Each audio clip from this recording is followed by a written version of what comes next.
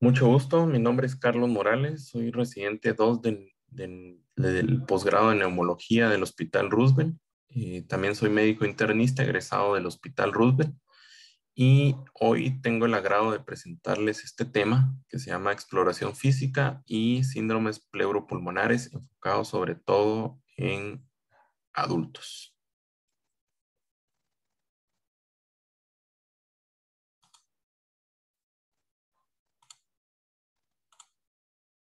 La agenda para el día de hoy, pues vamos a hablar principalmente sobre motivos de consulta, la exploración física de nariz, orofaringe y cuello, exploración física del aparato respiratorio y finalmente uno de los síndromes pleuropulmonares.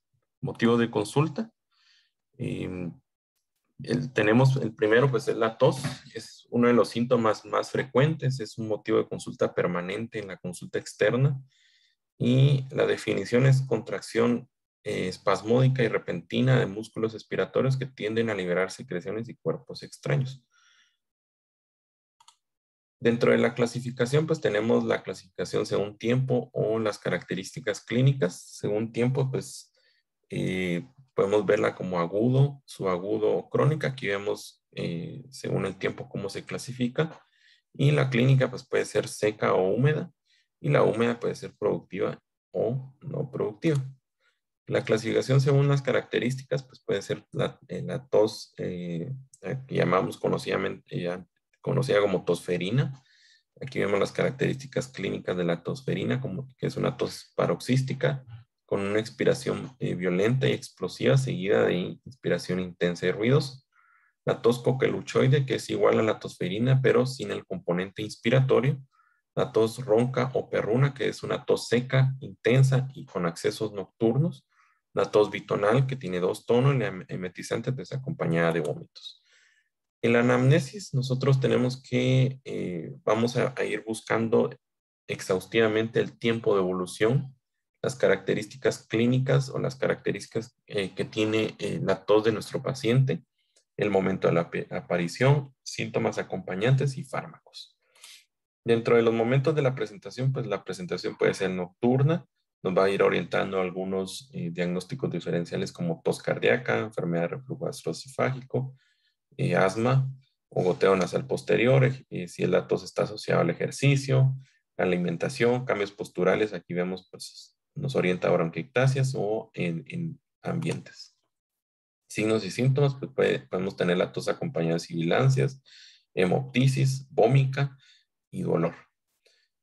Dolor, pues se le llama la tos tímida o reprimida, esto sobre todo por el compromiso pleural. El siguiente síntoma, pues, es la expectoración. La expectoración, aquí vemos, normalmente nosotros tenemos un escalador mucociliar. Aquí tenemos unos cilios, como vemos acá, ¿verdad? Que se está moviendo a una frecuencia para ir subiendo, pues, todo lo que es el moco, para que nosotros finalmente, pues, lo podamos deglutir.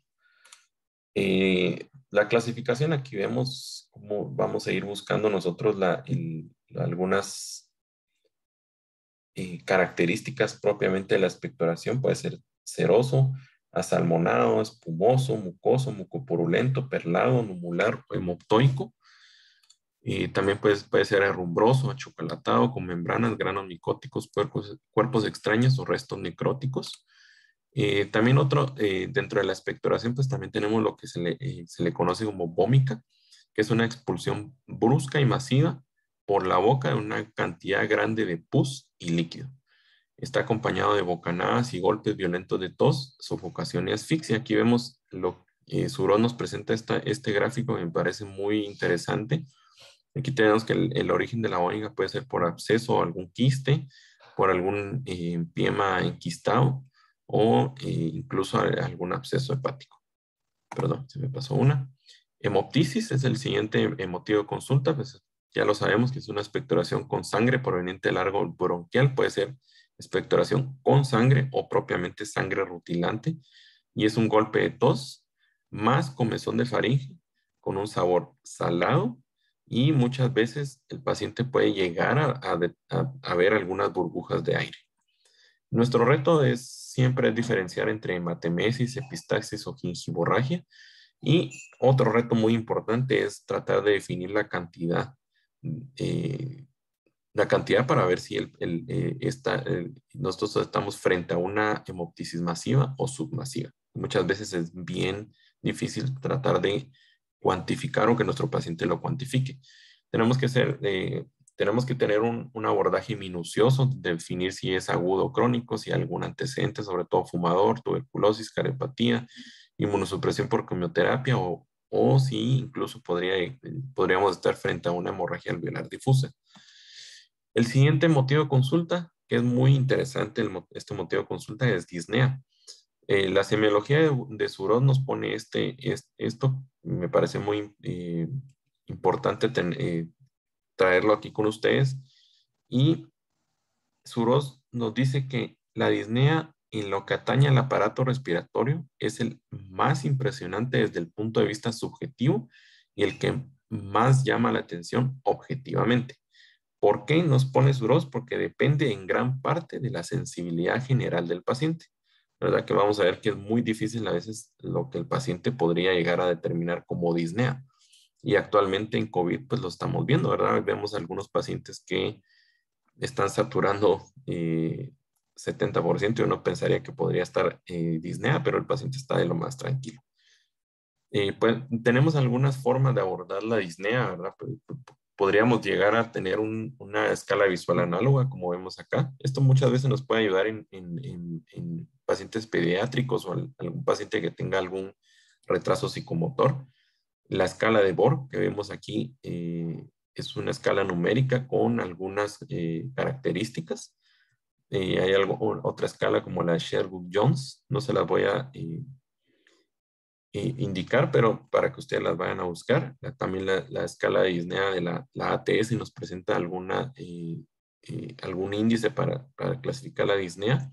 La que nosotros normalmente conocemos, que es la de la New York Heart Association, y la que tal vez estamos un poco más familiarizados en el campo respiratorio, es el MMRC. ¿Por qué? Porque pues, es la que nos presenta Gold en sus guías. Dentro de la anamnesis nosotros tenemos que presentar mucha atención al lenguaje que utiliza nuestro paciente, la forma en la que se expresa la disnea. Aquí hay algunos ejemplos de cómo podría nuestro paciente expresar disnea. Tenemos que tratar de ser bien exhaustivos a la hora de buscar este síntoma.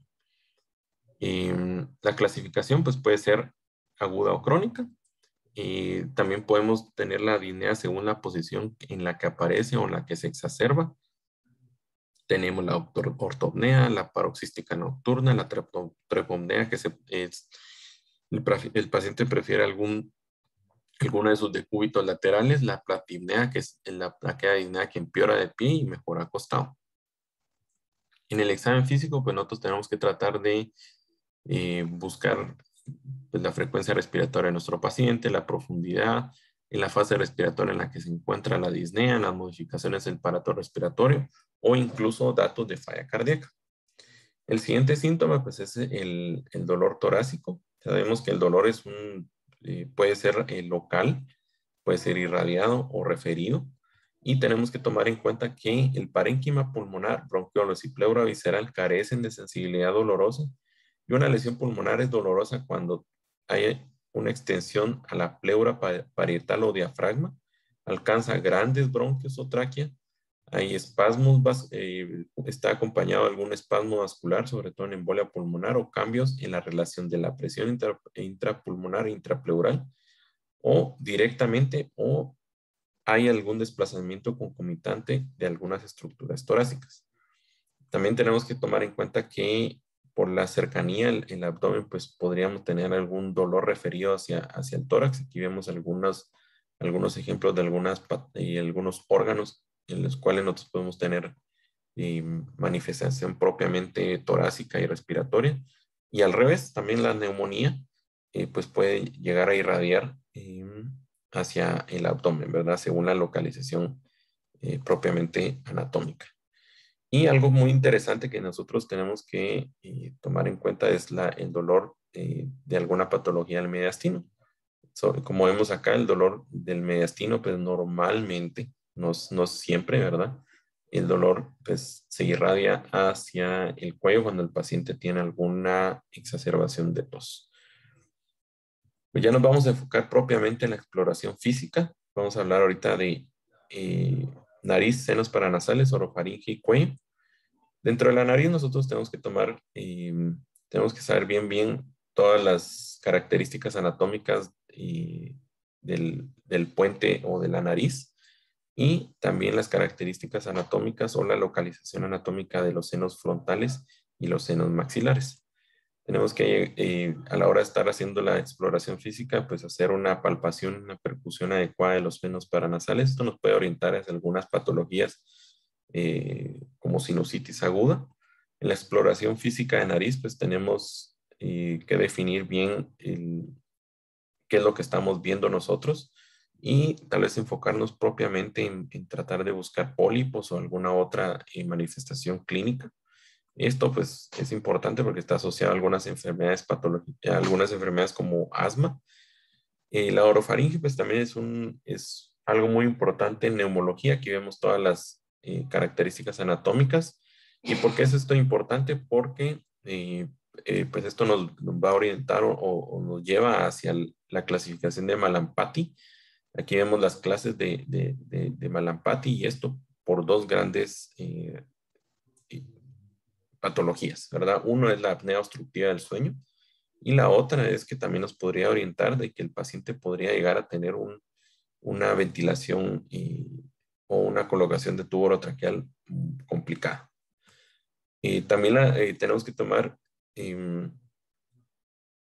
muy en cuenta toda la anatomía del cuello, ¿verdad? Aquí vemos toda la relación anatómica del triángulo anterior. Aquí vemos que está en relación con el músculo externo cleidomastoideo y el triángulo posterior.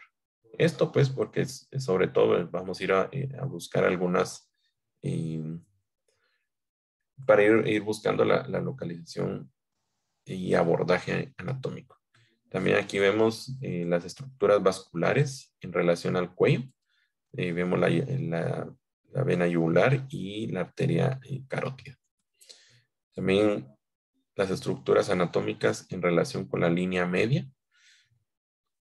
Y pues finalmente todo lo que es el drenaje linfático, ¿verdad? Todo el drenaje preauricular, el occipital, supraclavicular, el cervical posterior, toda la cadena cervical profunda, submaxilar y submentorial.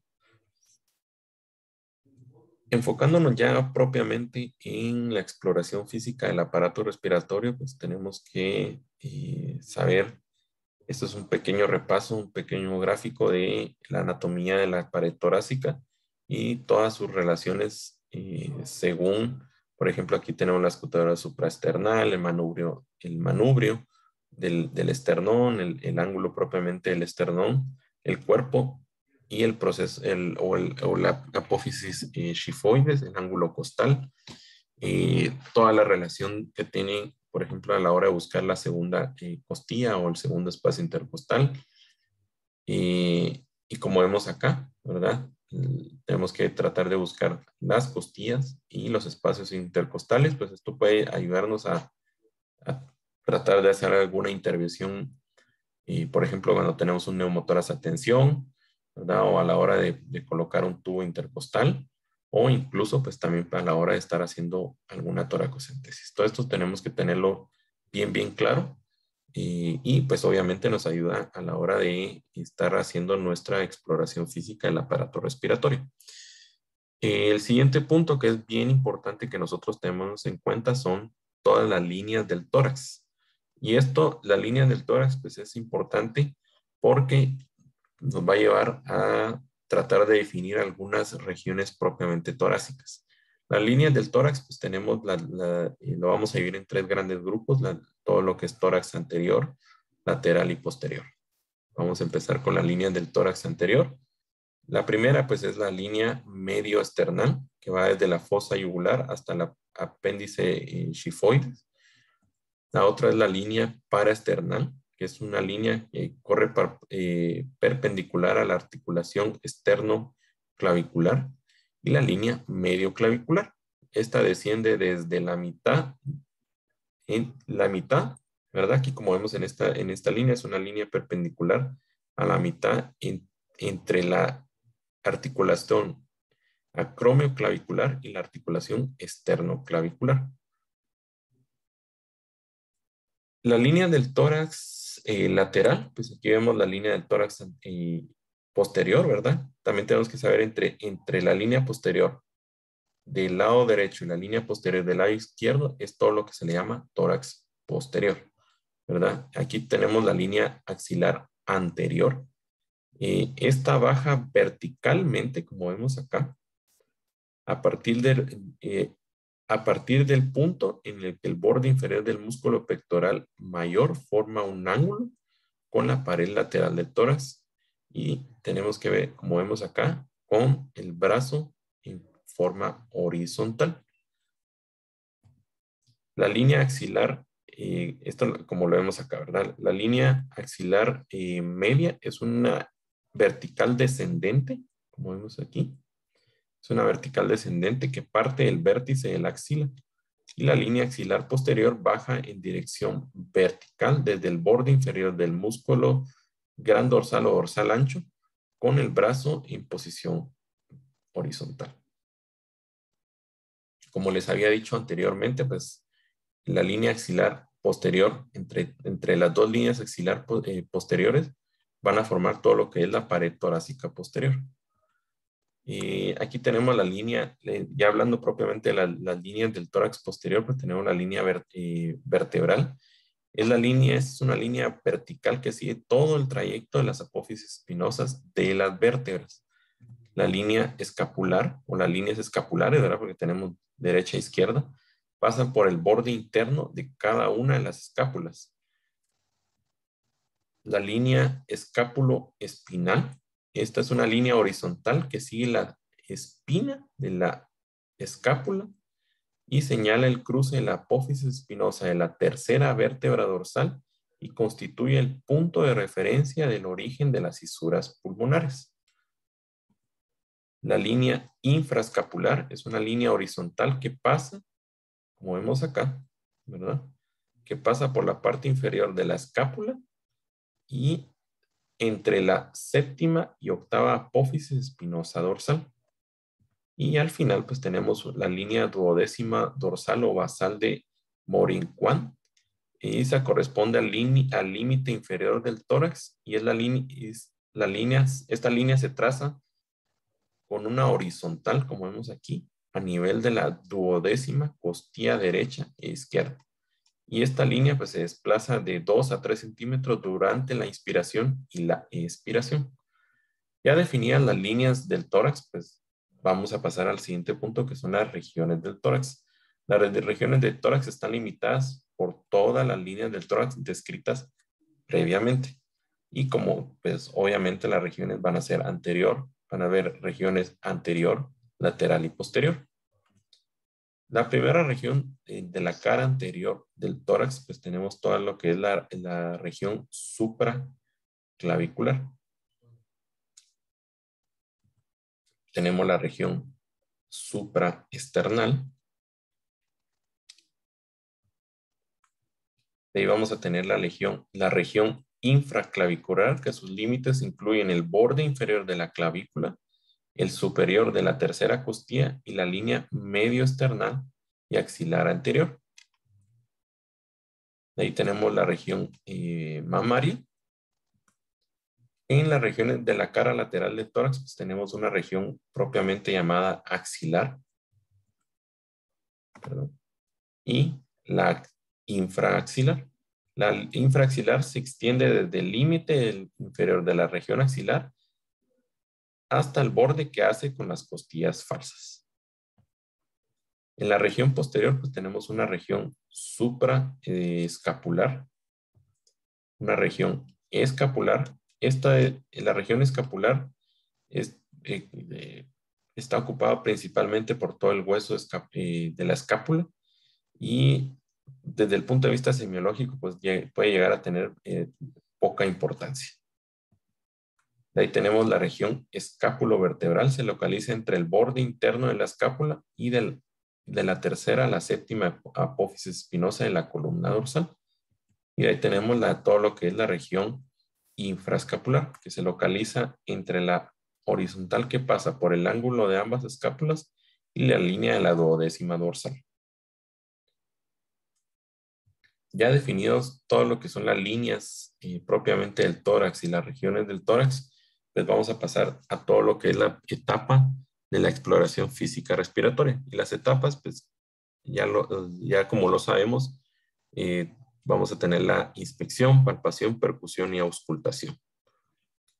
Dentro de la inspección, pues esta consiste en una observación cuidadosa y detallada de la superficie del tórax y su finalidad es detectar alteraciones de forma, volumen, estado de la superficie y movilidad.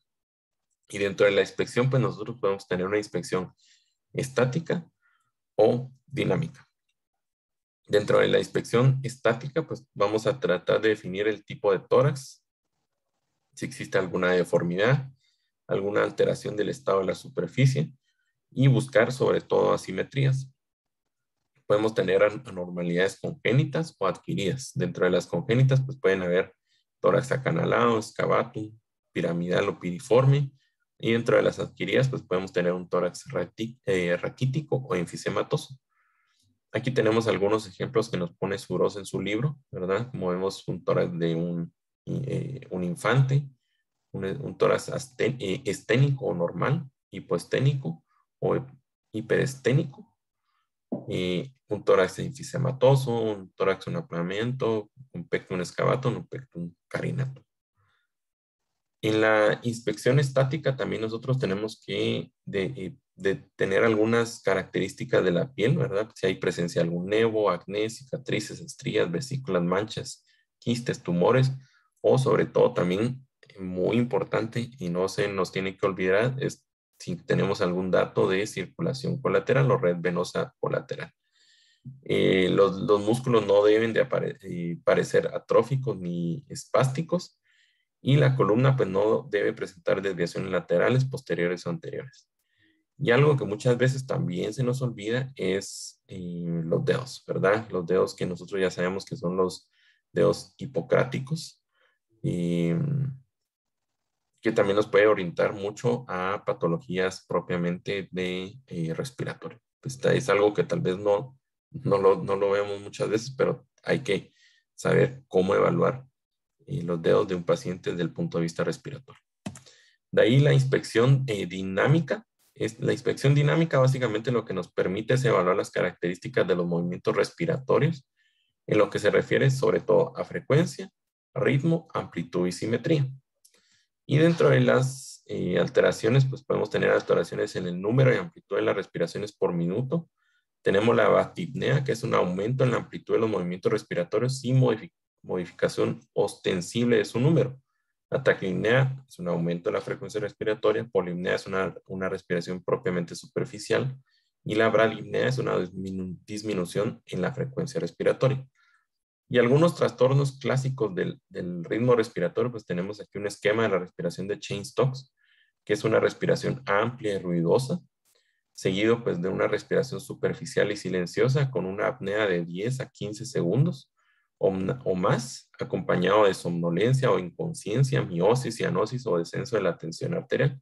Y después pues vuelve otra vez a iniciar esta respiración de Cheyne-Stokes.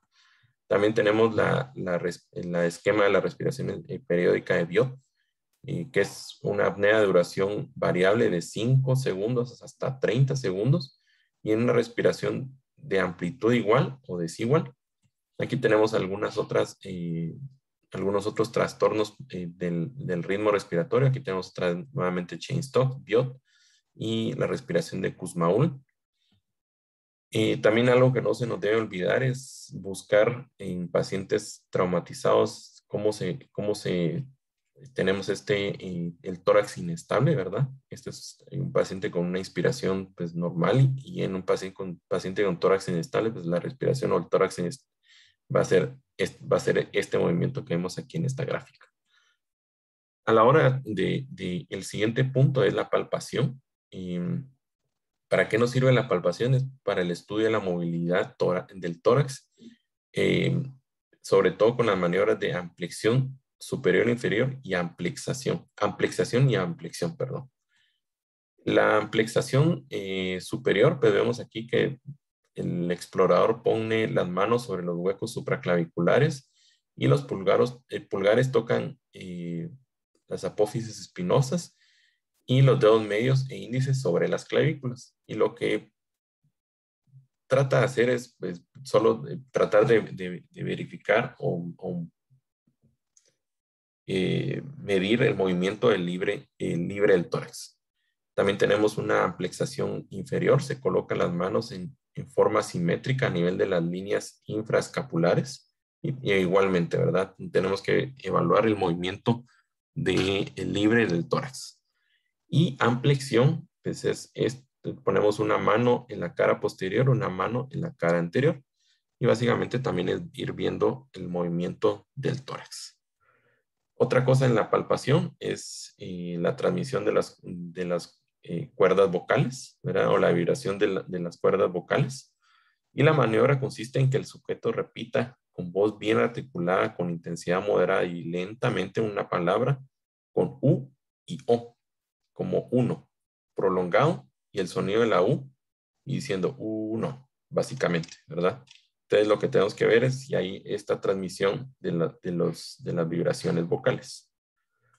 En la percusión, pues nosotros vamos a usar la maniobra dígito digital de Gerhardt y básicamente lo que buscamos es definir si es un claro pulmonar, si hay matidez o timpánico, como vemos en esta gráfica. Aquí todo esto que está aquí graficado en blanco es todo lo que es claro pulmonar. Aquí vemos la región mate, ¿verdad? Es básicamente todo lo que es estructuras como el corazón, ¿verdad? O el manubrio esternal y la hígado. Y lo timpánico, pues es la parte del estómago, ¿verdad? Y en tórax posterior, pues vemos todo lo que es el claro pulmonar y la percusión mate.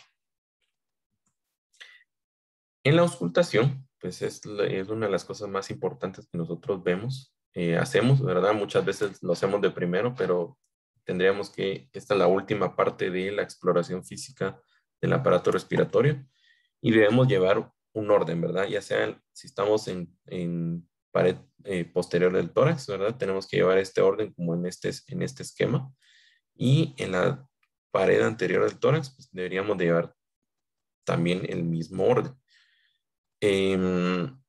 Y todo esto para tratar de definir los ruidos respiratorios, ¿verdad? Los ruidos respiratorios, pues el ruido respiratorio normal es el ruido laringotraqueal y el murmullo vesicular. El ruido laringotraqueal tiene una tonalidad elevada que se escucha en la inspiración como durante la expiración. Proviene sobre todo de la laringe, tráquea y esternón. Lo vamos a buscar también en la columna vertebral, en la parte interna de los espacios escapulovertebrales. El murmullo vesicular es este ruido respiratorio que tiene el tejido pulmonar, está en contacto con la pared torácica y se escucha como un soplo suave y es un ruido respiratorio continuo. Algunos otros ruidos, ¿verdad? Tenemos los soplos, estertores o resonancias vocales. Propiamente los soplos, pues podemos tener un soplo tubárico. Es la percepción del ruido laringotraqueal en la pared torácica. El cavitario, hay una cavidad que rodea el tejido pulmonar condensado y ocurre porque la cavidad tiene como una cámara de resonancia. Anfórico es un soplo con poca intensidad con resonancia metálica y el pleurítico es un soplo tubárico modificado de presencia sobre todo expiratoria.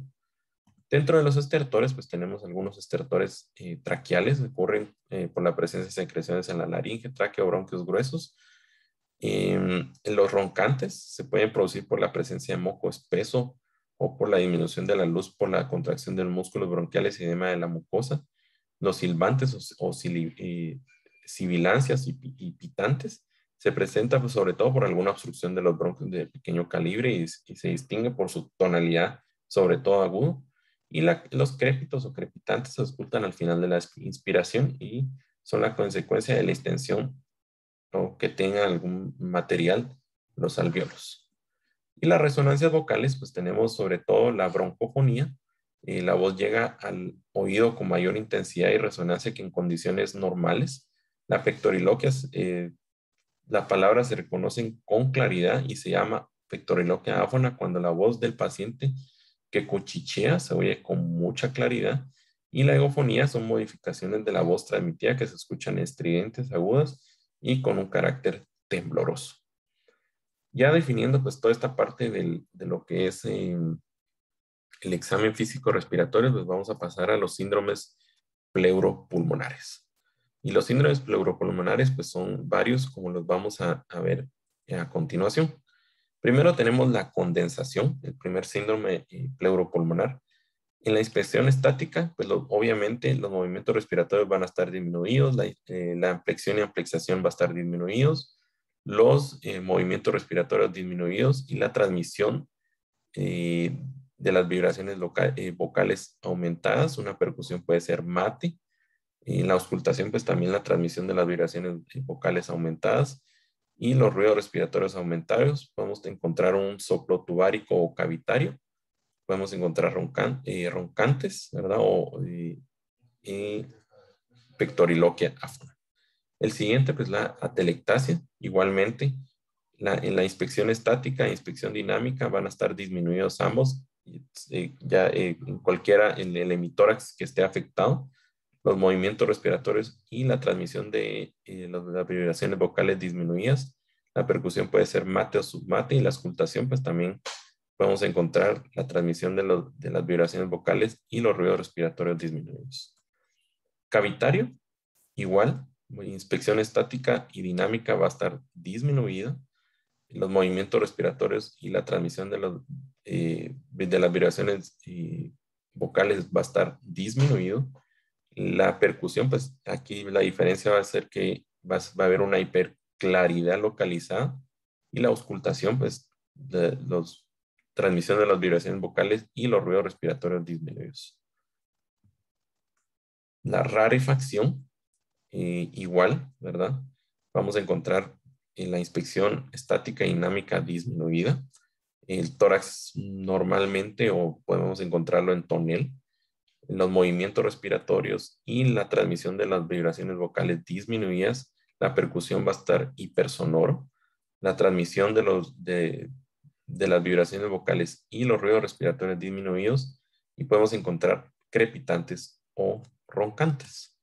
En el derrame pleural, en la inspección dinámica, igual, este es el factor común de todos los síndromes pleuropulmonares, va a estar disminuido, pero obviamente aquí va a ser depende del hemitórax afectado, pues o si es bilateral.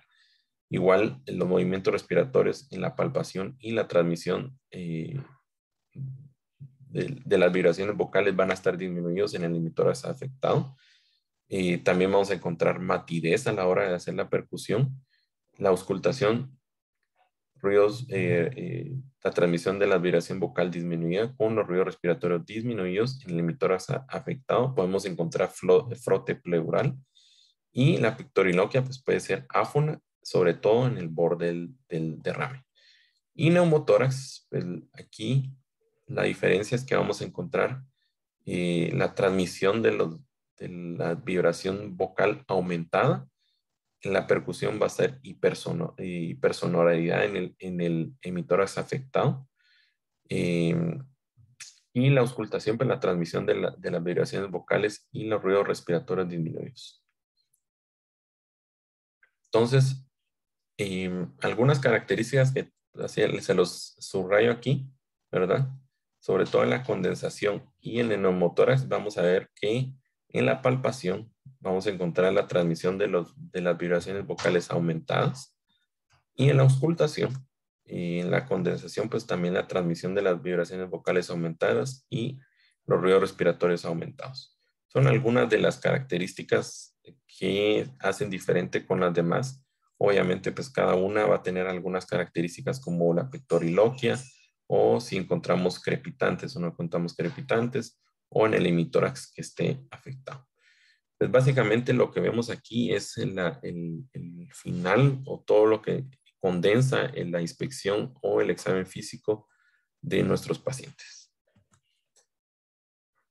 Y pues muchas gracias. Aquí pues les dejo mi correo electrónico y celular por si tuvieran alguna duda o algún comentario, pues estoy siempre anuente a responderles. Muchas gracias y que tengan muy buen día.